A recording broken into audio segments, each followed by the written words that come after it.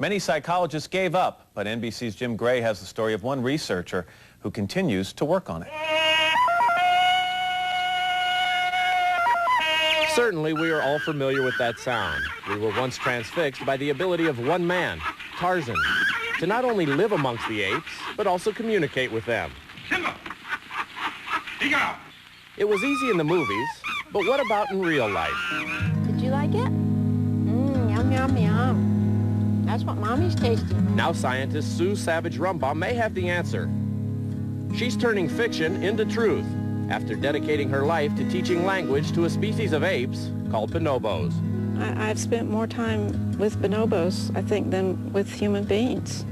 If I had known I could be here 10 years ago, I would have laughed that anybody that told me that the communication was at as high a level as it is, or I could understand them this well. I would have laughed in their face. Okay, I want you to go put the onions in your hot food. After 26 years of research, Dr. Rumbaugh reports that her chimps have demonstrated comprehension skills equal to that of a 2.5-year-old child. Spill some of them. Somebody has something to say to you. You better listen. Sit down. Since the bonobo's anatomy makes it impossible for them to form words like humans, Dr. Rumbaugh and her husband, Dwayne, developed a sophisticated keyboard for the apes to talk back to them. With the keyboard, they say, the bonobos are able to understand complex sentences and use symbolic language to communicate. Can you tell me if you'd like some surprises? Surprise. You would? Surprise. All of our bonobos seem to try to make noises that sound as though they're trying to emulate us, but their vocal track is so different than ours. Are they so smart that they can even manipulate you? Do they know how to get to you and your weaknesses? Yes, they do. Do you allow it? I try not to, but sometimes I get outsmarted. I think there's no question that chimps and bonobos are highly intelligent.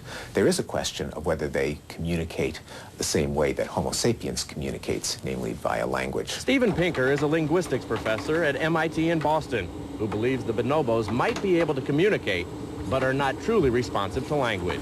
Do bonobos understand English? Absolutely not. Yes, I was deeply skeptical. Philosopher Stuart Shanker was also doubtful about Rumbaugh's work. And I'd been trained to believe none of this was possible. So everything I read, I thought, well, there's got to be another explanation. This can't be language. This can't be the kind of communicational skills that only humans possess. But Rumbaugh convinced Shanker and linguist Talbot Taylor to come to the Georgia State University Language Center and observe firsthand the type of work she was doing with one specific bonobo named Panabenicia. Panabenicia communicates in a way with Sue that is completely natural and very human-like. It's not that the sentences have the kind of formal complexity of, that we learn when we learn a lot of human languages, but there is some of that in there, and there's an ability to use those skills to communicate that is just astounding when you first see it. To establish communication with the bonobos, Dr. Rumbaugh has immersed herself in their world, spending 24 hours a day, 7 days a week, virtually becoming one of them. Do you feel as though you're almost a second-class citizen and that you've lost your wife to the bonobos? Not at all. I consider that a real compliment if indeed it has happened. You're on the same level, same scale? Well, I'm working to sustain that level, yes. How many years have you had to endure people thinking that you're maybe a little bit out there, that this is all kind of hokey and somewhat crazy? Since 1972. Has it bothered you? It would have bothered me if the apes themselves were not so compelling. They are so compelling. What they do, what you learn. You're going into the deepest mysteries of human nature, how we become what we are. However, bonobos are in danger of extinction in their native jungles of the Congo. So Rumbaugh is trying to spread the word that they should be valued. We have two big problems. By cutting down trees, we've destroyed their natural habitat. And because of the food problem, people started to hunt bonobo. How far can you take this? And what is the end to your research? For what gain if you could have a crystal ball and tell us what that would be? Well, in my crystal ball, I would see the communication systems of humans and animals starting to come together. Humans becoming more sensitive to the communicative capacities of all the other creatures on the planet.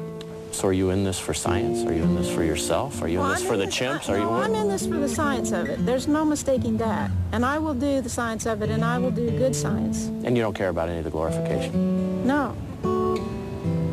It's no fun. It's much more fun to do what I do here.